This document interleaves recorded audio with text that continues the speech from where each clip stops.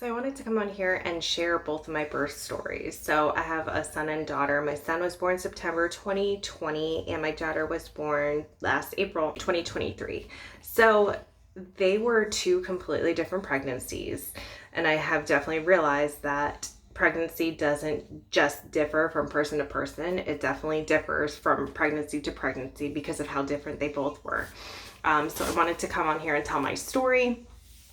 While I was pregnant with both of them, I came onto YouTube and watched so many different videos. I went onto TikTok, watched so many different videos because no matter how many times you go through it, you just can't get enough information. And like I said, everything is so different.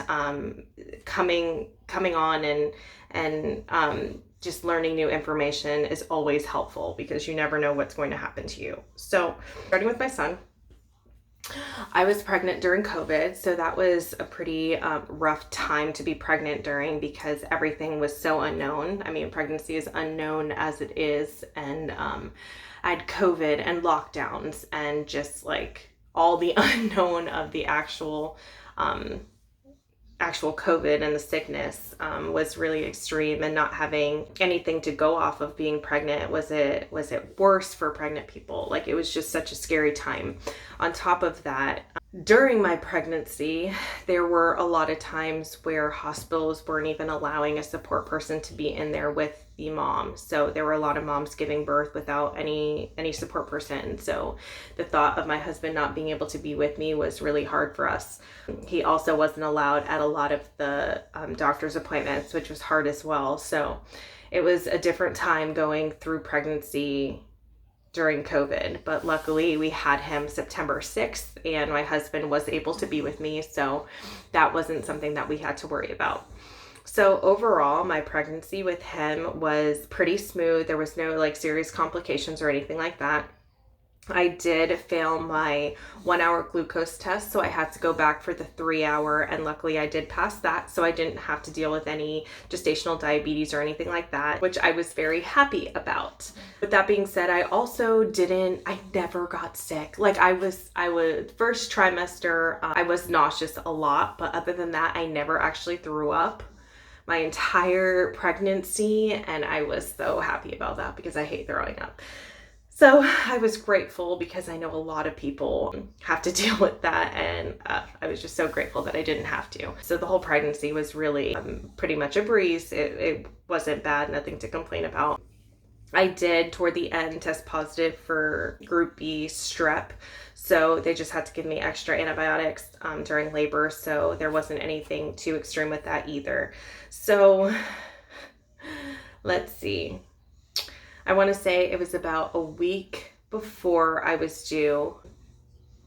He was due September 5th. So a week before I was due, I lost my mucus plug. Now, they tell you like you can lose your mucus plug a week, 2 weeks, 3 days just before labor. Like, it's so up in the air. So I didn't know if it was about to happen or if it was still a week out or 2 weeks out. But I lost my mucus plug. I don't remember. It was about a week out. I want to say it was after losing my mucus plug, I thought my water broke. So I went to the hospital and they tested me and my water did not break. So they sent me back home.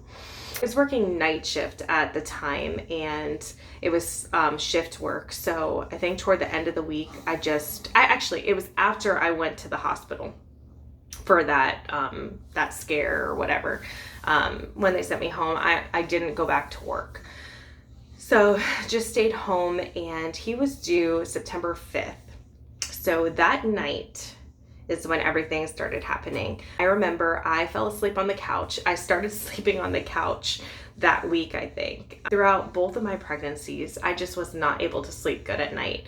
And my husband was working day shift during my first pregnancy. He wakes up at like 4 o'clock in the morning. So I didn't want to be up at all hours, like on my phone, watching TV. I wanted him to get good sleep as well. So I just started sleeping on the couch because I was most comfortable out there anyways. So I remember I woke up at about 2 o'clock and I just went to the bathroom normally. Like, I didn't feel anything different. I just had to pee. So I got up, went to the bathroom, and as I was taking off my pants, I noticed like a huge, like I felt a gush and noticed like a huge pile of water in my pants. Now, after the first time I went to the hospital and they sent me back home, I had a doctor's appointment that week. And the midwife, she said she wasn't supposed to, but she still did anyways. She gave me a little strip where I can test if it was amniotic fluid or not. So at this point I tested, and sure enough, it definitely was. And I really didn't have to test it. I just wanted to see how it worked. Like, I knew there was enough fluid to be confident that that is what it was, especially with it being his due date. We were rocking and rolling at that point. So I woke my husband up. Honestly, aside from my water breaking, there really wasn't any urgency. I wasn't having contractions. I didn't feel bad. So I took a shower. I finished cleaning the house. The car was already packed with our hospital bags. So after that, we headed to the hospital. Now, this hospital was different than the one we went to for my second pregnancy. So it was a little further. It was probably about a half hour or so, but it probably took a little bit less than that because it was super early in the morning and nobody was out on the roads yet. So got there, I was admitted, everything was fine. I think I finally got up to the room at like 5:30 or so, and my contractions really didn't start for a while. And I want to say that they had to induce me, started the Pitocin, and things really weren't progressing. They came in every hour and they were upping the dose, upping. And then finally, I don't even know what time it was. It was just such a long time being there. Everything like kind of blended together. The doctor went and checked and realized that my water did break, but it didn't break fully. So she had to go up and fully break my water. And that's when I felt more of a gush, and things started rocking and rolling then. So that's when my contractions started getting stronger and stronger. Now, I do want to say, going into this pregnancy, I had the thought or the desire to do it without an epidural. I told myself, if it gets too hard, if I'm not fully mentally present in the birth anymore, then just go ahead with epidural. Now, I also didn't do any research. I just said, yeah, I'm gonna try it without it. Like, let's go. Let's see if I can do it. I lasted a long time. I lasted until 7 centimeters. And at that point, I needed to get the epidural. Remember, through those like last strong contractions before the epidural, I was not okay. Like, my husband was right next to me and he was trying to talk me through it. I said, like, I was really mean. It's like, don't talk, just like sit there. He started rubbing my hands and I was like, don't rub my hand. Just keep your hand there. Don't move. Like, okay, like, he didn't know what to do. He was trying to comfort me, but nothing was helping. And then like he started getting nervous, so he was just like tapping his leg, and I was like, stop tapping, like, stop shaking your leg, like, I feel it, like, it was so extreme and just not okay. I was not comfortable. I was not fully present. So it was at that point I decided to get the epidural. By the time the doctor came in, it was like almost too late. He was trying to explain to me things. I had to watch like a safety video and sign some papers. And honestly, I don't even remember anything that took place in that video. I couldn't tell you one word. I was like, oh, like, I can't move, sure, sign me up. Can't walk after this, sign me up. All these different possibilities of side effects, cool, sign me up. Like, I just need this epidural, like, hurry up. But I can tell you, after the epidural, it was like night and day. I felt so much better. I really don't know how much time was between the time that I had the epidural to the time that I gave birth, but I want to say it was probably like an hour, maybe a little over an hour if I had to guess. So I did feel much better. And then by the time I progressed to 10 centimeters and was ready to push, I honestly didn't like feel any of that. I felt the pressure, but other than that, it was good. Like, I didn't feel anything after that. So I was really happy with the decision to get the epidural. He came, everything was great. I did tear, so she did have to do stitches. I didn't feel any of that. So the epidural definitely worked for me in that case. So I was very happy about that. My son was born September 6th at 7:01 p.m. He weighed 8 pounds, 21 inches, and he was a healthy, happy baby.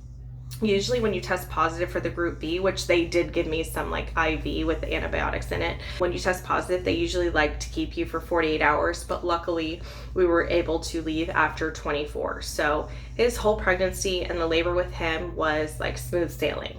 Now for my second. This is kind of a story. So for whatever reason, even though I made it to 7 centimeters with my first and I got the epidural and it was a great decision, for whatever reason, I wanted to try hypnobirthing and to attempt to do it without the epidural again. This time, I actually did research and found techniques and different things. The first time I was just like, no research, I'm gonna go try this whole like give birth thing and see how it goes, and that did not happen. So I definitely recommend, if you're going to try without an epidural, like look up techniques, do breathing techniques, look up hypnobirthing, that sort of thing, and prepare yourself before you are in labor. That was another big thing. They wanted to make sure that you fully prepare yourself. So I started researching hypnobirthing, and I didn't go the extreme that hypnobirthing has you go. I guess they want you to basically like relax so much that your mind is kind of in a different place. So you're not even present during these contractions, which is awesome, but I didn't really want to do all of that. So I went more along the lines of like hypnobirthing, meditation type thing, control your breathing, set your mind right, and like try not to tense up, relax, like those kinds of techniques, instead of just like be in a different place right now, if you know what I mean. So in some ways, my second pregnancy was similar to my first in the sense of I failed my 1 hour glucose test and then had to take the 3 hour and luckily passed that. And then I also, in the end of my pregnancy, test positive for group B strep test again. But what was different was a lot of my symptoms throughout my pregnancy, more so my first trimester. I was very, very, very sick. I never ended up throwing up again, maybe once or twice, nothing too extreme, but I was very sick. Like, I remember just laying on the couch, not being able to move. I wasn't really okay mentally because I was so sick. Like it was a rough first trimester. Once I got out of that, it was pretty much smooth sailing.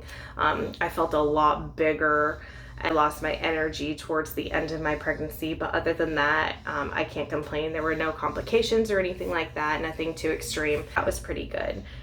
I want to say it was about like 37 weeks pregnant. They have you start practicing techniques for like your breathing techniques and hypnobirthing. For whatever reason, they don't want you to start it too soon. I don't really know why. I don't know if it like induces labor. I have no idea.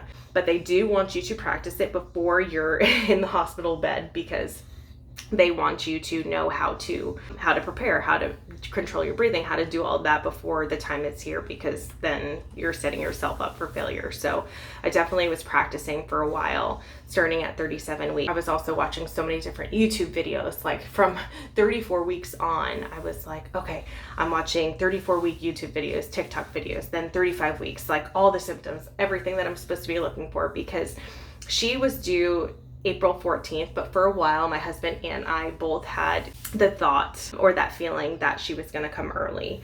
So we were kind of preparing ourselves. I'm a dog walker, so in the last few weeks of my pregnancy, anytime I was watching dogs when they were on vacation, I was like, hey, I'm 37 weeks pregnant. I know I'm not due for a while, but just make sure you have like somebody on standby, because I have to go to the hospital, because like we really thought she was coming early. So I just wanted to make sure like all my ducks were in a row.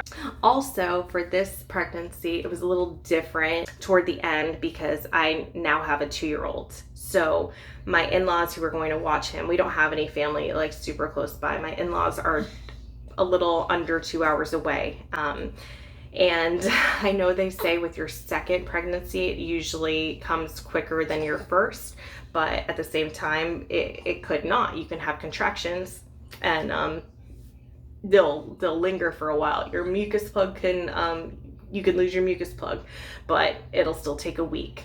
Could be the next day, like you never know, and everything is so like up in the air, and we didn't want to have them come here and stay that whole time, and you know, like it was kind of stressful, so we didn't know what was going to happen. And then also my husband was working night shift at the time, so everything was kind of like up in the air, and I so wish that there was something saying like, oh, when this happens, that means that you're going into labor and you have enough time. Like like anything could happen. Like this could just come out of nowhere in the middle of the night and I can be in labor and like have to rush to the hospital. Like my water could break and they couldn't make it in time. Like anything could happen. So it was really a stressful time in that sense.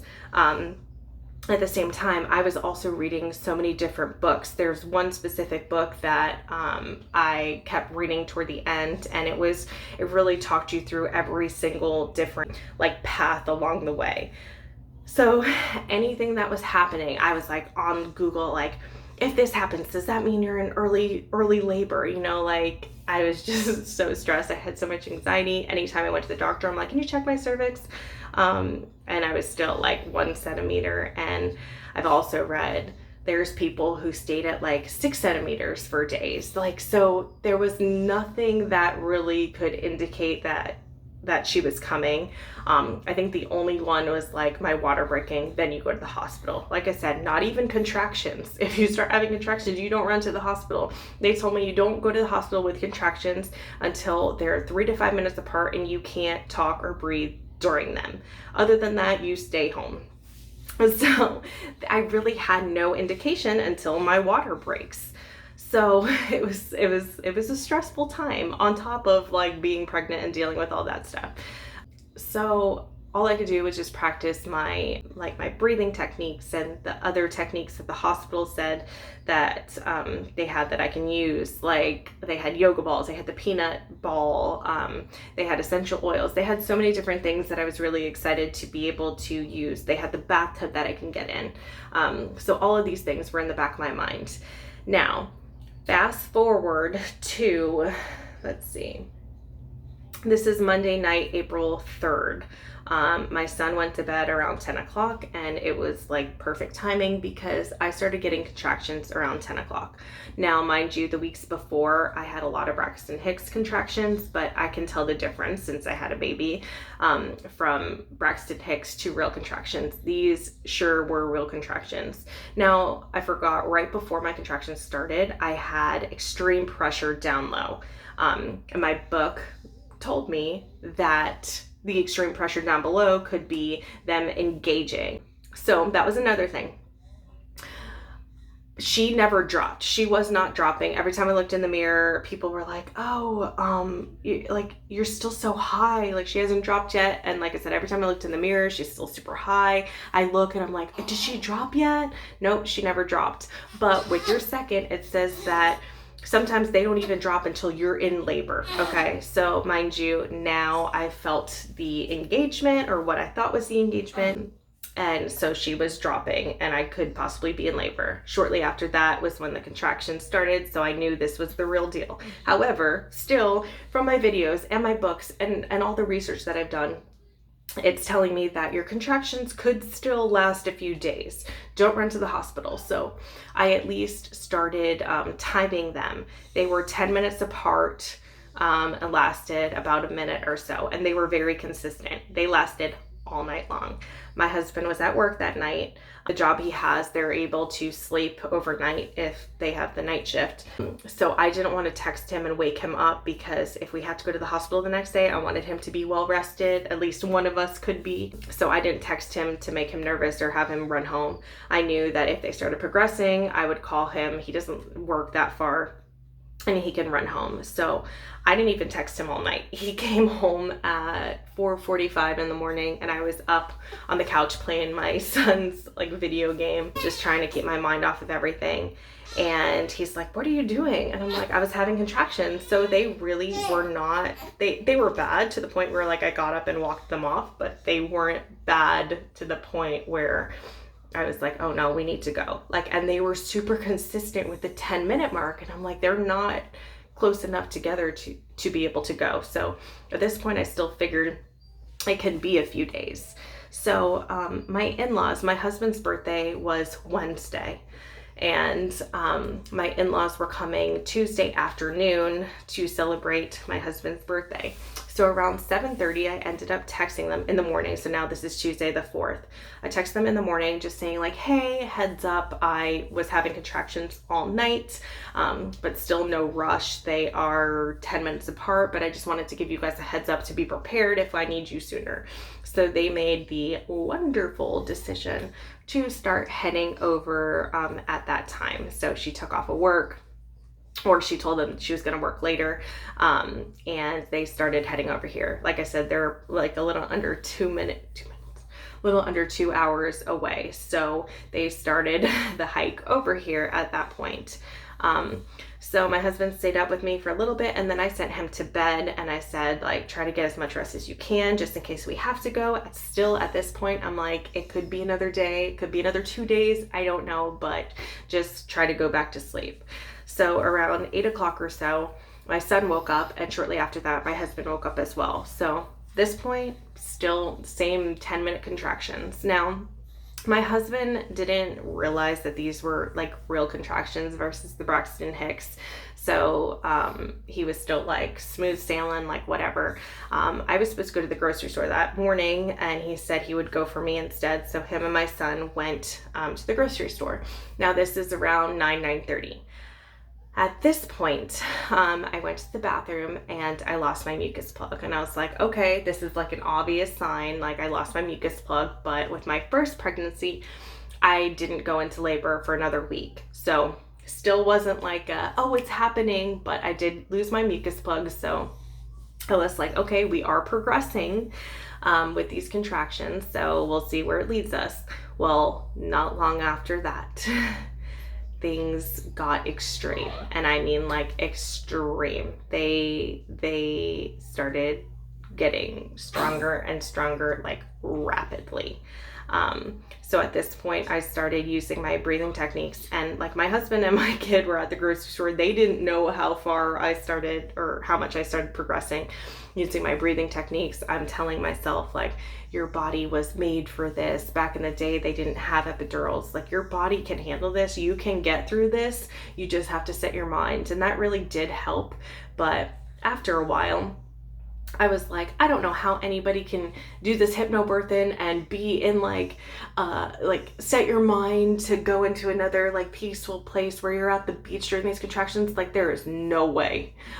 These like affirmations and these quotes that I kept repeating really did help, because it's true. Like, your body is built for this. You're made for this.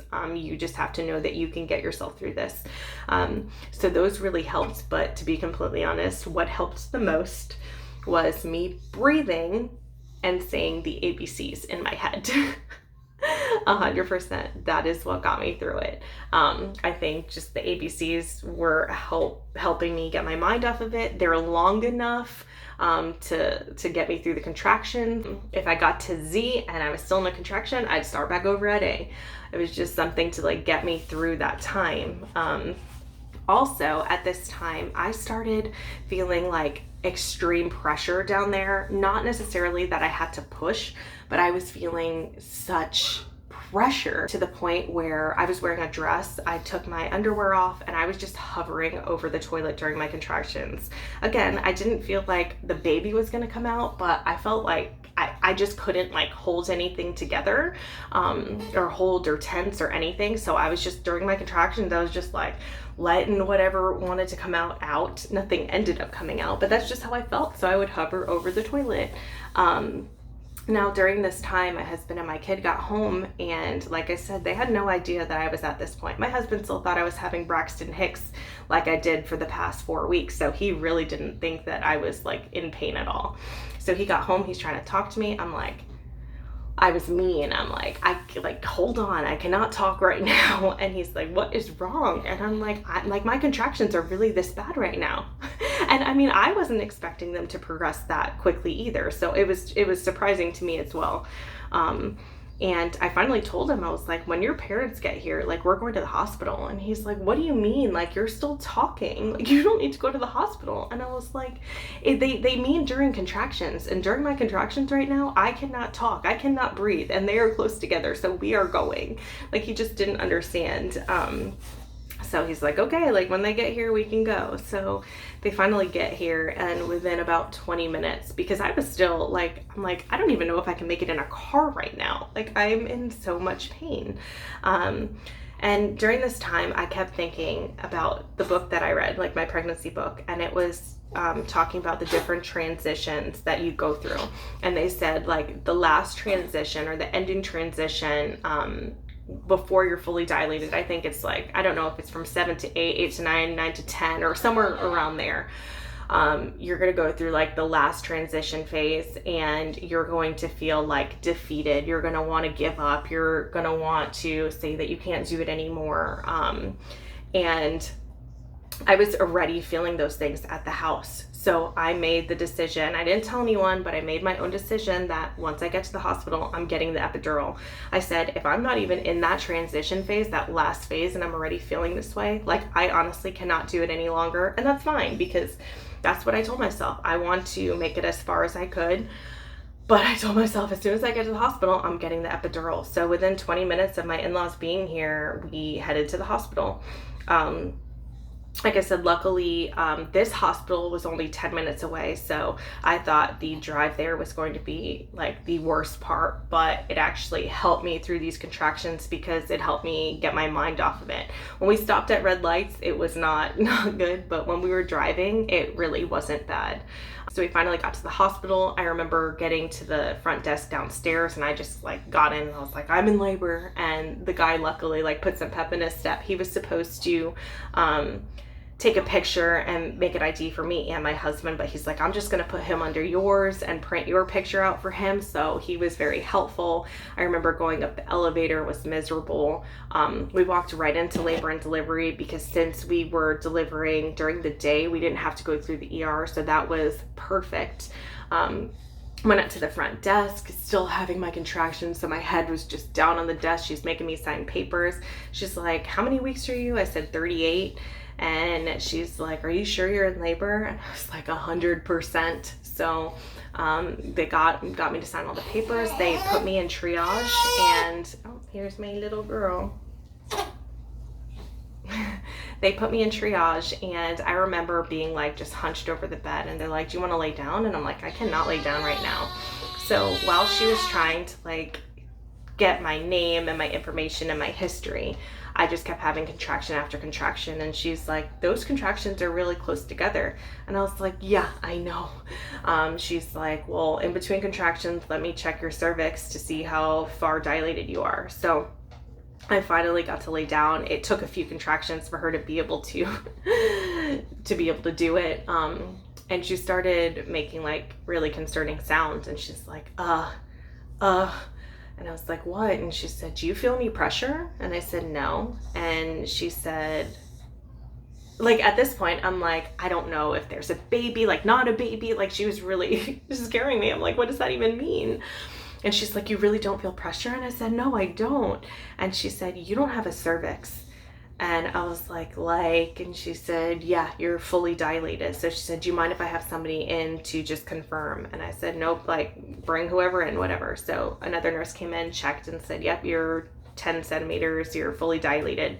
So things started like going really quickly at this point. So they unlocked the bed and like wheeled me quickly down the hallway. They called multiple doctors. Nobody was answering, of course. I think they called 4 doctors, and finally they got a hold of one that just left the building and was headed back. So she was coming to help me.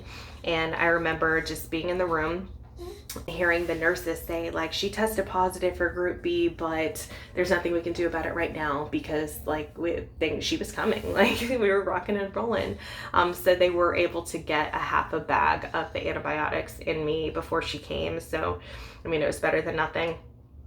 But within that short amount of time, all the nurses were there. The doctor was there. But the nurses, like, made me feel so good because they were like, oh my gosh, I can't believe you're so like relaxed and controlled. Your breathing is so controlled and you're so far along. They're asking me how long I labored for, and they're like, did you have an epidural with your first? And I said yes. And they're like, girl, you do not need one. You are so far along right now. Like, if you want one, we can get it, but you do not need one now. They said, I can't believe how controlled your breathing is and how relaxed you are. Like, you are a rock star. So they made me feel so good at that point.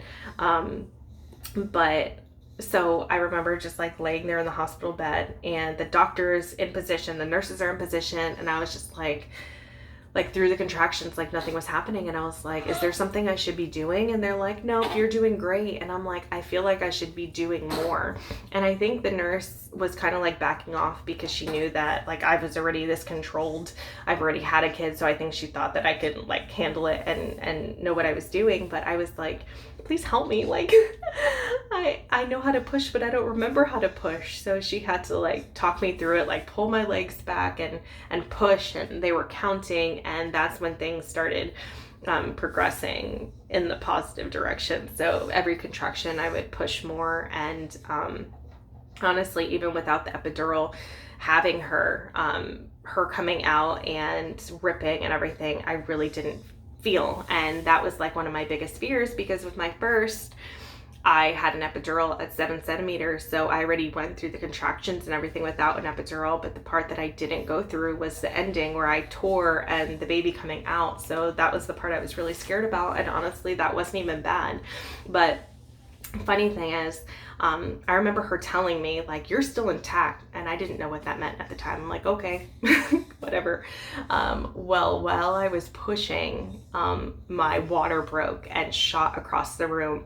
And at that point, I had no idea what it was. I didn't know if it was a baby coming out of me. I just knew I felt pressure and something shot across the room, and everybody's head turned. But since nobody seemed concerned, I figured it wasn't the baby, and we kept on going.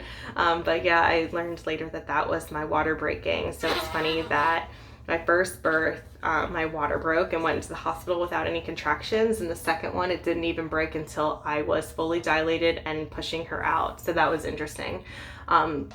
But although I didn't feel her actually coming out, I mean, I felt the pressure obviously. And when she came out, it was like the sigh of relief. And I just couldn't believe that I was so strong and made it through that whole thing without an epidural. I did my breathing techniques and like she was here. So it was so amazing, but I did feel every single stitch that the doctor made, every single stitch. And I remember just screaming every time, and the doctor's face was like, I'm sorry, like I numbed you a little bit. I can give you some drugs to numb you more. And even the nurse is like, you only have a few stitches left. You've made it this far. The drugs that she's going to give you are going to take a while to get through your system, and it's still going to like make you groggy. Anyways, so she's like, at this point, like it's totally up to you, but I think you can handle the last like few stitches and make it through and be done. So I agreed. That's what I did and made it through, but it was definitely painful. I definitely felt all of that. But I mean, I loved that birth story. I loved how quick everything happened. I mean, I know I was in labor by myself at the house for like 12 hours, but that part really wasn't even bad. That part I can do again by myself. It was the last few hours that progressed so quickly. And mind you, I had no idea until I got to the hospital that transition period was what I went through at the house, where you felt like you were going to give up. Like I was praying to God, like, please get me through this. It was so bad. I didn't realize that I was in the last phase, the last transition phase at my house, when the point where I said, I need an epidural. If it gets worse than this, I can't deal with it. I had no idea until I got to the hospital and realized I was fully dilated that that's what I was going through at the house. So it made it that much better to be able to be like, I didn't need the epidural. Like, it was great. I felt like God was like, girl, you made it this far. You are not getting that epidural. Like, continue. We're at the hospital. We're doing this together.